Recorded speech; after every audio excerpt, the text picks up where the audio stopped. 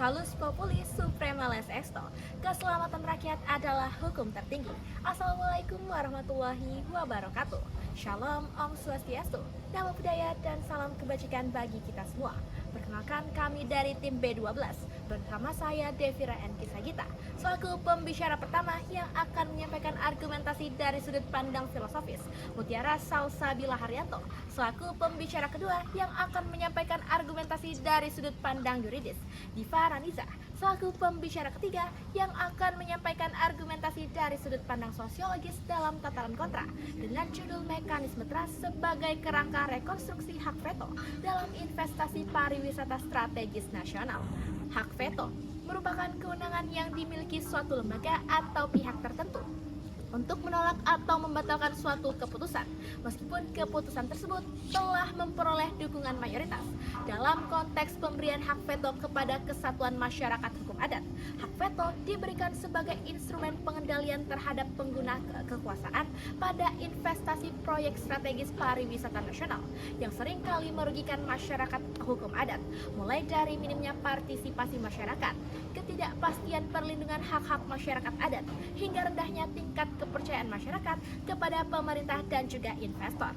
Dewan Juri secara filosofis, mengapa kami menolak mosi ini? Yakni karena tidak sejalan dengan cita-cita negara dalam mewujudkan prinsip good governance yang harus memperhatikan asas proporsionalitas dan partisipasi bermakna. Oleh karena itu, Dewan Juri, kami menawarkan mekanisme trust, transparansi, representation, united enterprise, supervision, trust building, and sustainability yang mampu memenuhi hak dan kewajiban antara pemerintah dan masyarakat adat secara proporsional dan berkeadilan dalam konteks partisipasi yang bermakna atau meaningful participation, bukan justru memberikan hak veto kepada masyarakat adat yang secara inherent cenderung masih bersikap konservatif dan represif dalam melihat suatu kebaharuan. Hal ini pun selaras dengan teori paternalisme yang dikemukakan oleh Gerald Dworkin yang memaknai hubungan antara negara dan warga negaranya layaknya hubungan orang tua dan juga anak. Sebagai orang tua, negara memiliki tanggung jawab untuk mengayomi, melindungi, dan mengarahkan anaknya untuk mencapai kesejahteraan, termasuk dalam rangka pembangunan ekonomi nasional yang berkelanjutan. Selain itu, dalam teori demokrasi terhadap ekonomi dan politik, Jim Lee Asidik juga mengemukakan bahwa meskipun kekuasaan tertinggi berada di tangan rakyat, baik dalam bidang ekonomi maupun politik, kekuasaan tersebut juga tetap harus bersifat terbatas dan tidak boleh bertentangan dengan kepentingan nasional. Untuk menyelesaikan permasalahan yang ada di status quo, yang harus dilakukan adalah meningkatkan partisipasi masyarakat dan pendekatan yang persuasif dalam memberikan edukasi soal pentingnya pembangunan ekonomi yang berkelanjutan. Pun secara yuridis, hukum tidak dirancang untuk memfasilitasi anarki komunal, melainkan untuk menegakkan tertib konstitusi secara proporsional. Secara dasar lain, idealitas hukum kita menempatkan negara sebagai pemegang hak menguasai negara melalui 5 fungsi mutlak, putusan MK nomor 001 tahun 2003. Namun, secara desain, tuntutan hak veto mutlak di tingkat tapak masih berstatus ius constituendo, sebuah utopia hukum yang keliru. Di dalam tata hukum positif, tidak ada satupun pasal yang memberikan hak absolut bagi kelompok komunal untuk membatalkan proyek negara secara sepihak. Pasal 18B ayat 2 UUD NRI 1945 secara tegas mengunci pengakuan bersyarat terhadap masyarakat adat. Diperkuat oleh putusan MK nomor 31 tahun 2007 bahwa eksistensi hak tradisional tidak boleh melumpuhkan produktivitas ekonomi makro.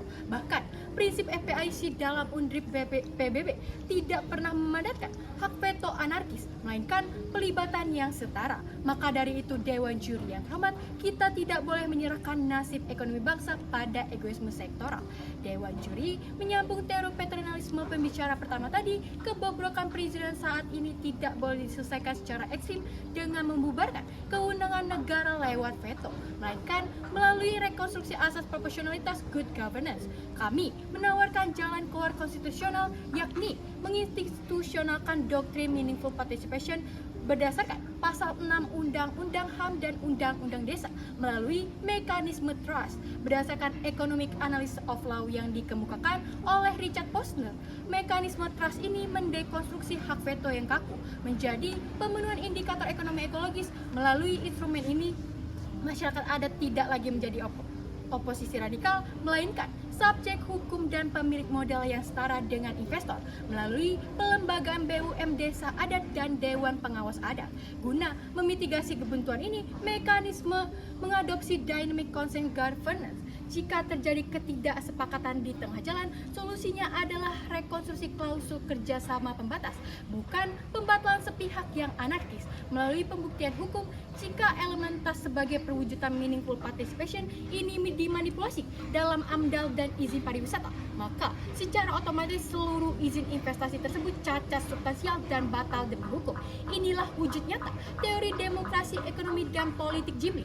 Asyik, kedaulatan ekonomi rakyat ditegaskan tanpa harus menyandang agenda strategis nasional. Masyarakat adat tidak boleh sekedar menjadi penonton pasif, tetapi kedaulatan negara juga tidak boleh digadaikan. Secara sosiologis, persoalan utama antara masyarakat adat dan pembangunan pariwisata bukanlah semata-mata mengenai ada atau tidaknya hak untuk menolak, melainkan mengenai ketimpangan relasi kuasa dalam proses pengambilan keputusan. Selama ini, berbagai persoalan muncul akibat keterbatasan informasi, lemahnya representasi, serta minimnya ruang partisipasi masyarakat adat dalam menentukan arah pembangunan. Dewan Juri, apabila persoalan utamanya adalah hilangnya kepercayaan, maka solusi yang dibutuhkan bukan hanya kewenangan untuk menghentikan, tetapi mekanisme yang memastikan masyarakat adat memiliki kendali nyata sejak awal hingga akhir proses pembangunan. Fakta lebih kuat daripada kata-kata. Mari kita melihat fakta empirikal yang terjadi di Indonesia pada saat ini. Bali menunjukkan bahwa persoalan muncul ketika masyarakat lokal belum memperoleh akses informasi dan keterlibatan yang cukup dalam pembangunan pariwisata. Sementara itu, pengalaman suku Baduy menunjukkan bahwa keberadaan pariwisata tidak selalu berujung pada degradasi budaya, karena melalui konsep sabah budaya, aktivitas wisata dapat dikelola dengan tetap mempertahankan nilai adat dan keberlanjutan lingkungan.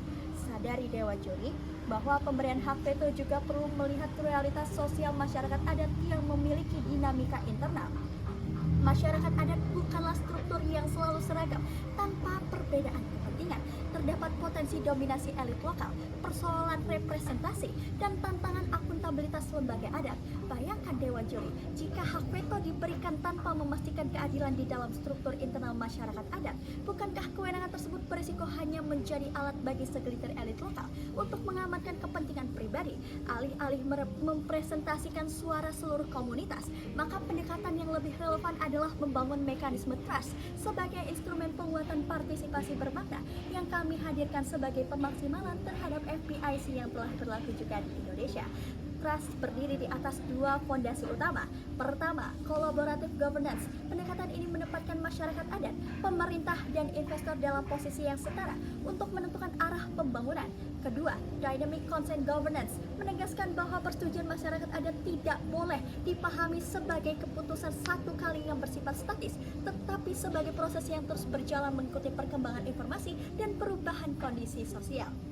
Dari dua fondasi tersebut, trust diwujudkan melalui 5 pilar utama. Pada tahap pra, terdapat transparansi yang memastikan masyarakat adat memahami informasi secara utuh, dan representation memastikan masyarakat adat hadir sebagai subjek hukum.